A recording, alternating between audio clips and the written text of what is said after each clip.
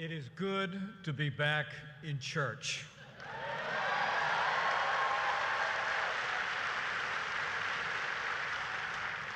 Pastor Jeffers, thank you for that overly generous introduction. Thank you for your ministry.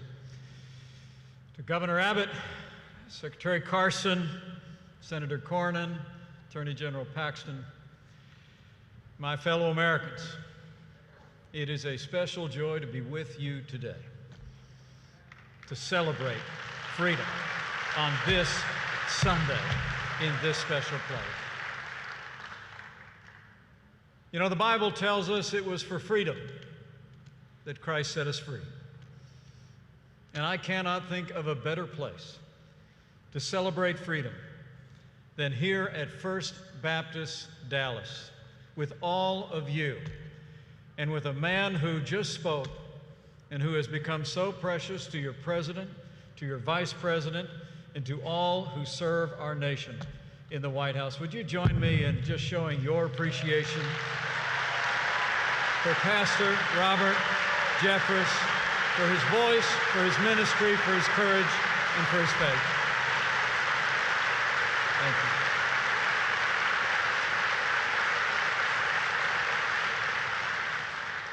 And speaking of friends of mine, allow me to bring greetings from another friend of mine.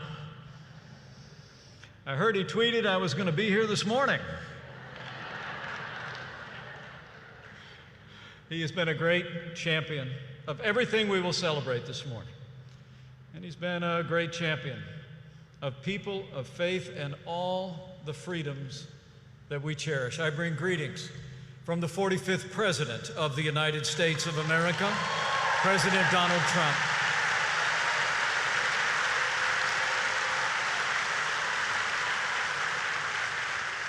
Just a few days ago, the President said these words. He said, "We will never stop fighting for the sacred values that bind us together as America. We believe that faith and family, not government bureaucracy, is the true way of life." And the President concluded by saying, "We live by the words of our national motto, in God we trust."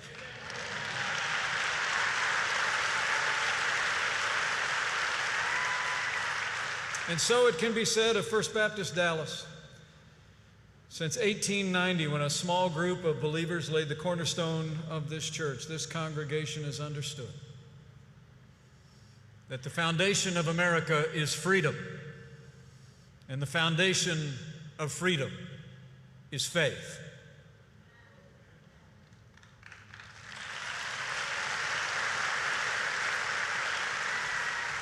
Which makes it altogether fitting that we gather in this place, and that we will gather in the days ahead in houses of worship all across America to celebrate freedom.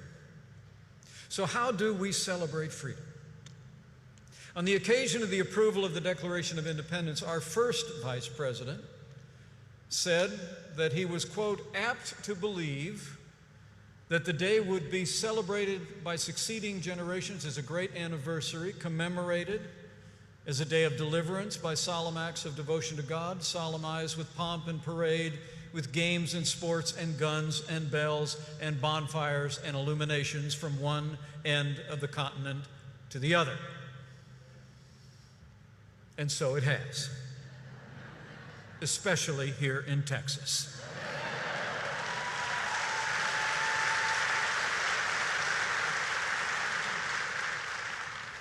And even in these challenging times, Americans will find ways in the days ahead as we approach our Independence Day to celebrate just as John Adams described. But those of us who cherish freedom know that we do well to celebrate freedom every day. And to remember, as President Reagan said, the freedom is never more than one generation away from extinction. We didn't pass it on to our children in the bloodstream. It's to be fought for, protected, and handed down to them to do the same.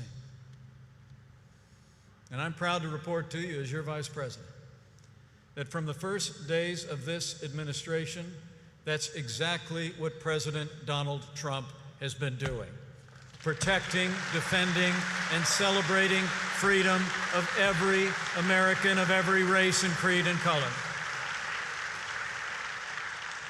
And to celebrate freedom means many things. To celebrate freedom means building an economy where every American of every walk of life can live the American dream. And under this president, we've allowed Americans to keep more of what they earn. We've rolled back the heavy hand of federal red tape at a historic pace. We've unleashed the vast natural resources of this land. And with that renewed freedom before the pandemic struck, American businesses, large and small, had created more than 7 million jobs in our first 3 years.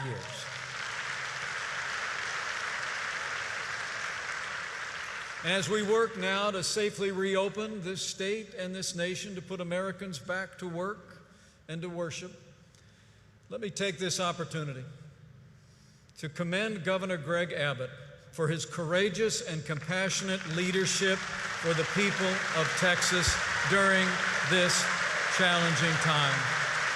Thank you, Governor Abbott.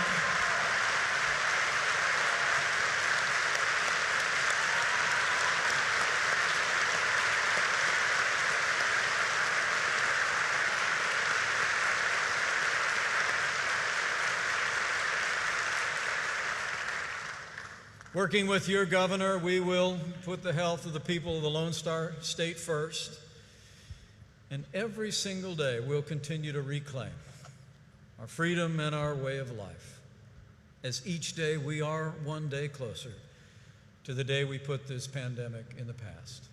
And when we do, with this governor and this president, we'll bring Texas and America back bigger and better than ever before.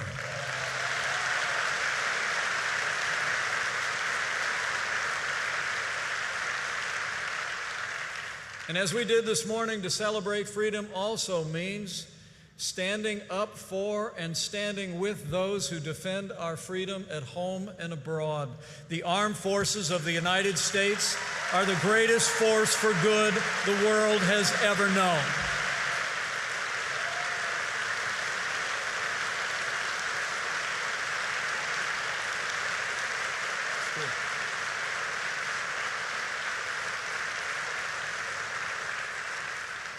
And under President Trump's leadership, I'm proud to report to you, after years of budget cutbacks that literally saw us, a significant portion of our Air Force aircraft on the ground being used as spare parts to keep other aircraft in the air, we've rebuilt our military. We've restored the arsenal of democracy. And as the proud father of a United States Marine and the father-in-law of a Navy pilot, I couldn't be more happy to report to you that we're finally giving our soldiers, sailors, airmen, Marines, and Coast Guard the resources and the support they need to accomplish their mission and come home safe. That's how we celebrate freedom, as we stand with those who defend our freedom. And to celebrate freedom also means standing with our allies, with freedom-loving people around the world. And under President Donald Trump, if the world knows nothing else, the world knows this: America stands with Israel.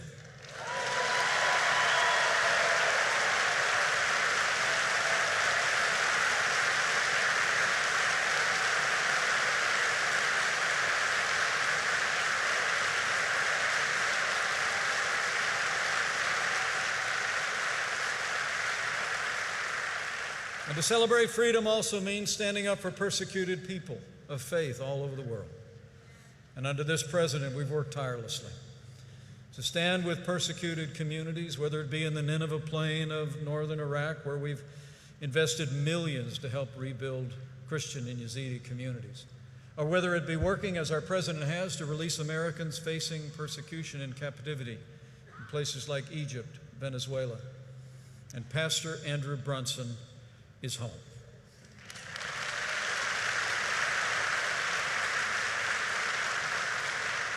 I'll never forget the day we were on the tarmac when 3 men who'd been held in captivity in North Korea arrived at Andrews Air Force Base in Washington, D.C.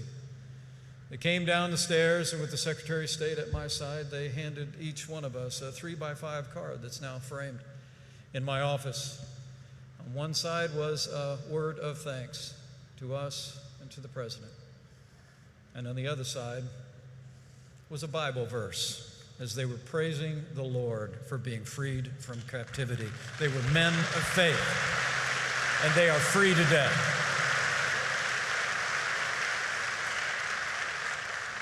And to celebrate freedom also means honoring and respecting the incredible men and women who serve in law enforcement at every level, every day.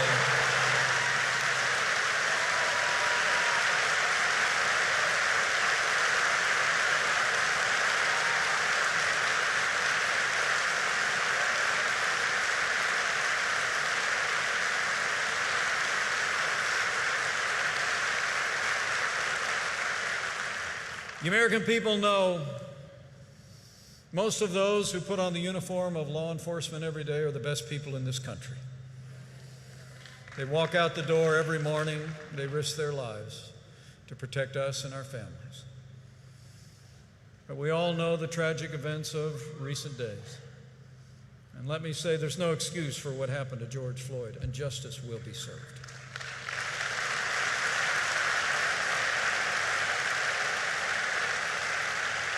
But there's also no excuse for the rioting, looting, and violence that ensued.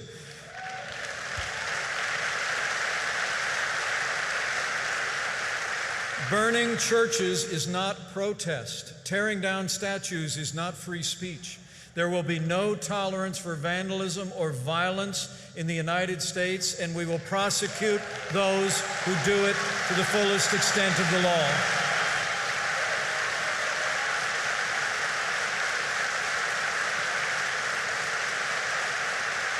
That's how we defend freedom. And finally, celebrating freedom means standing up for the values and liberties that we hold dear. As Dr. Jeffers said, that includes appointing now 200 judges to our federal courts who will all uphold the God-given liberties enshrined in our Constitution, like the freedom of speech, the freedom of religion, and the Second Amendment right to keep and bear arms.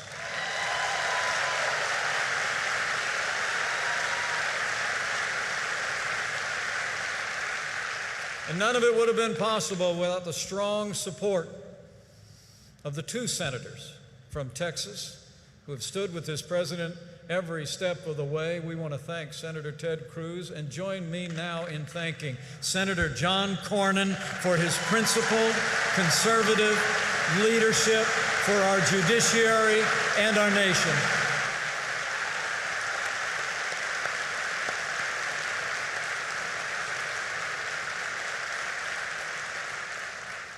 And with the steady counsel of Pastor Robert Jeffress, our president has also defended religious liberty from the first day of this administration.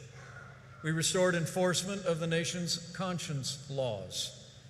We ended enforcement of the Johnson Amendment so the freedom of speech does not end at the front door of houses of worship in America.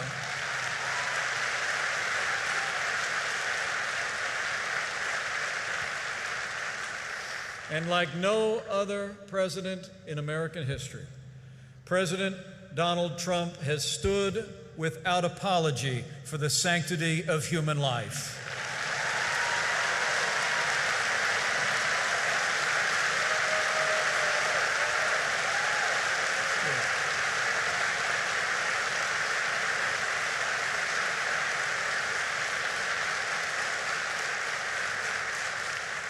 This president and our administration celebrate freedom every day by upholding the ideals on which this nation was founded and defending them in each and every action.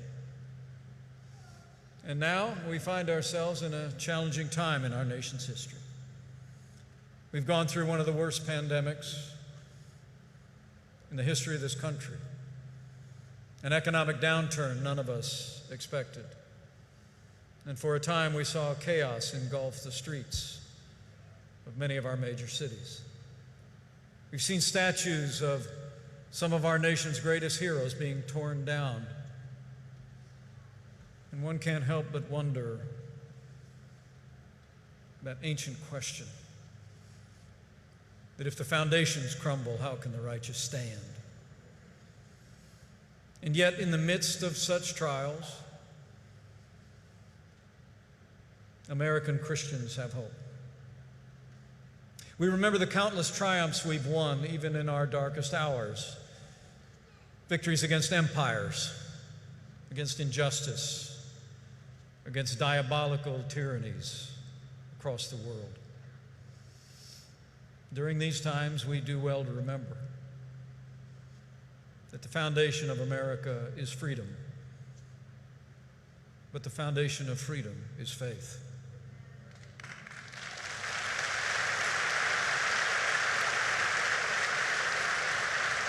Our first president, George Washington, said, "Religion and morality are the essential pillars of civil society."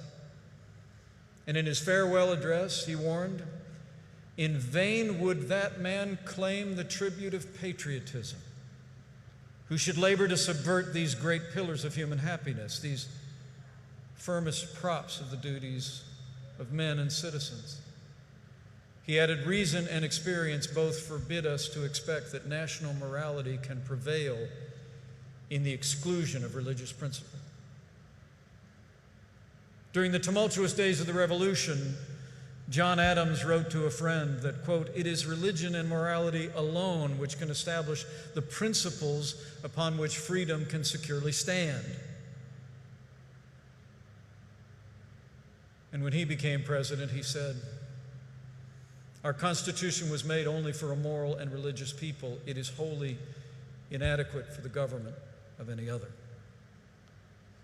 It is the faith of the American people that has sustained us through every dark hour of this nation's history.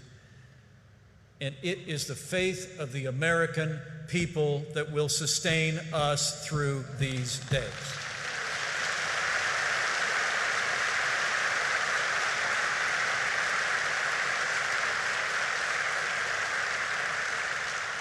It's that faith that's seen us through even greater challenges, guiding us in our relentless drive for a more perfect union, for liberty and justice for all.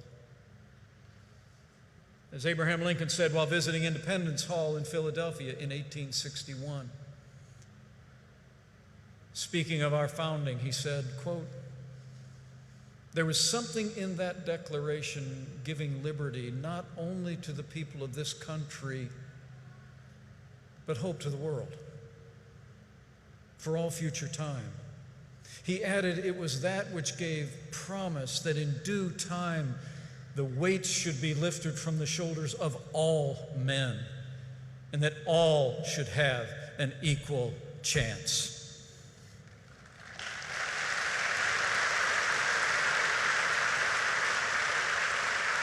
And it happened.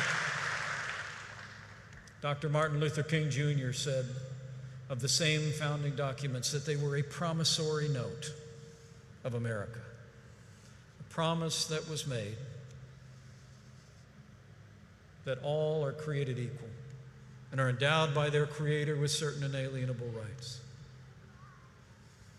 And in the fires of a civil war, in the midst of a civil rights movement, it was the faith of the American people that drove us toward a more perfect union, and the faith of the American people will continue to perfect our nation for generations to come.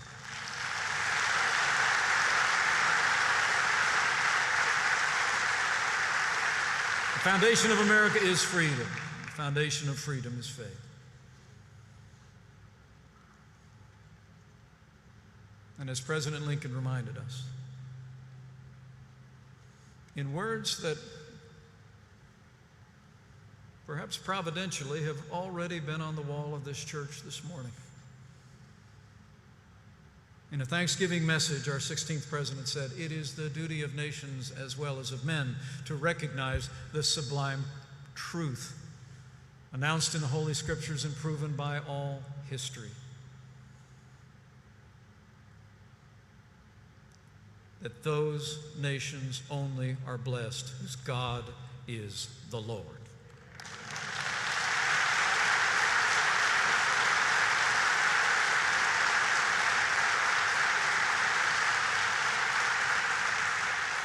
So in these challenging times, let's hold fast to freedom. Let's also hold fast to that faith.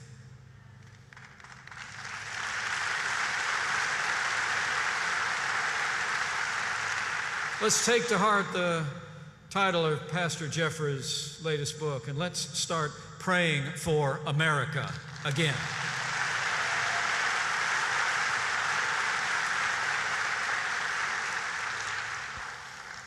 We're told that the prayer of the upright pleases him, and the prayer reaches heaven, his holy dwelling place. And in these times of great anxiety for many, the Bible tells us, don't be anxious about anything, but in every form of prayer and petition with thanksgiving, present your request to God, with the promise that the peace of God that passes all understanding will guard your hearts and minds in Christ Jesus.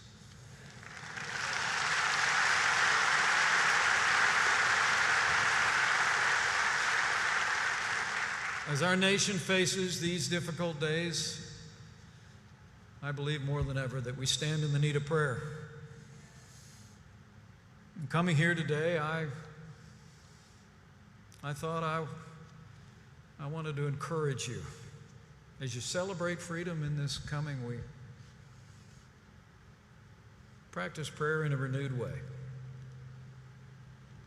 As we think about the challenges, the loss of more than 125,000 of our countrymen, we think of the grief of those families. We think of those that are still struggling with this disease today, and those who have endured economic hardship in the midst of the challenges we face.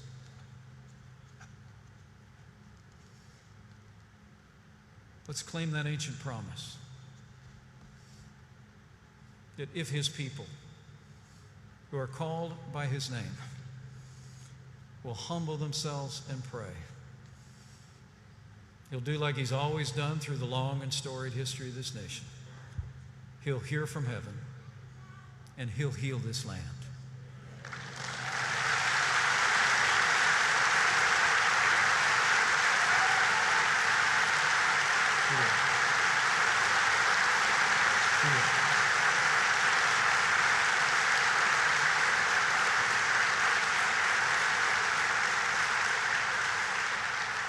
So thank you for letting me join you for this Celebrate Freedom Sunday here at First Baptist Dallas.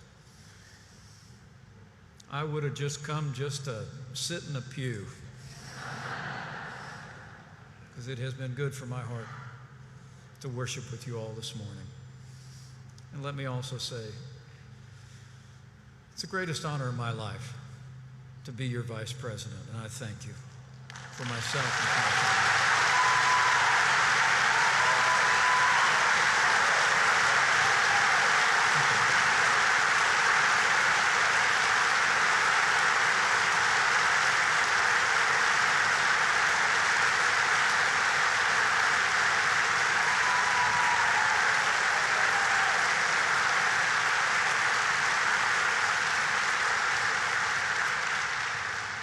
I had a pastor tell me once that everybody's under-encouraged.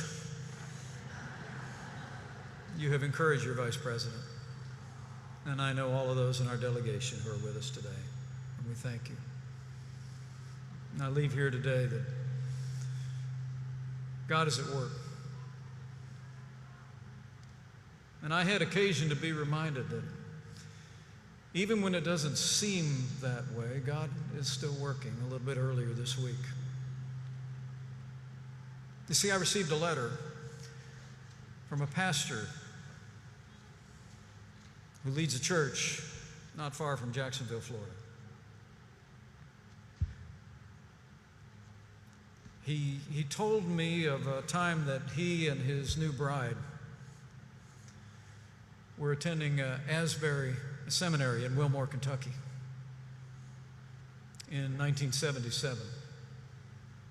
It was a place where they held in the spring every year a Christian music festival. They'd present the gospel with preachers. They'd present what was then the early versions of contemporary Christian music. have young people attend from all over the Midwest. But he wrote to me that in 1977 they had decided at the seminary to discontinue the event. But he and his new bride felt called to do the work. He wrote to me and said that several friends told us that it would be very hard on our new marriage and that we shouldn't do it. But he said we answered the call. We gathered a few other seminarians to help us, and they worked a whole year to arrange the event in the spring of 1978. And then he said, then the night came, the culminating evening on Saturday night, where he and his new bride were walking through the camp area. It was raining, and they were disappointed. They thought it all had been for naught. And then he said, and that's because I didn't know that that night a future Vice President of the United States of America would be giving his life to Jesus Christ.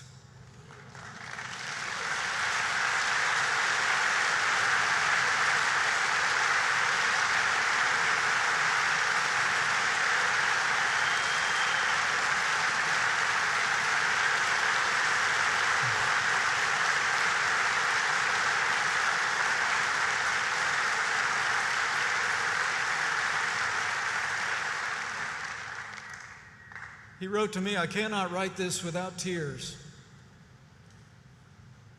And I could not read it without tears. Because I remember that night, sitting on a hillside.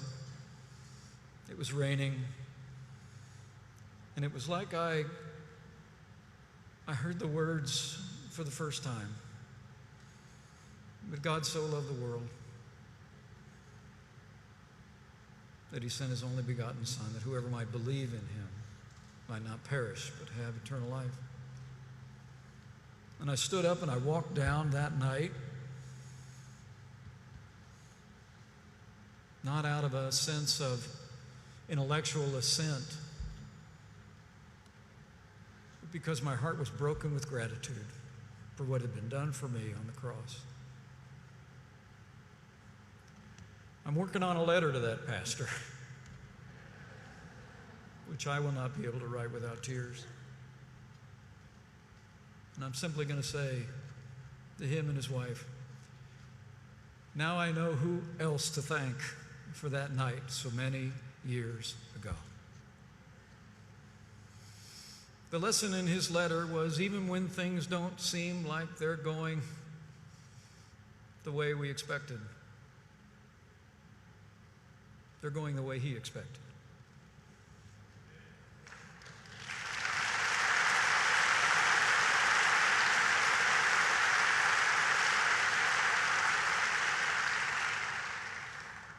And we can claim those other ancient words that have been over the fireplace in our home in Indiana, in the governor's residence, in the vice president's residence today. They read, for I know the plans I have for you, plans to prosper you and not to harm you, plans to give you a hope and a future. And I believe with all my heart, on this Celebrate Freedom Sunday and every day, that if we will but hold fast to him, we'll see our way through these challenging times. We will restore our nation's health. We will renew our freedom, and we will inspire people across this land with our witness of the love and compassion and strength that comes in a personal relationship with Jesus Christ.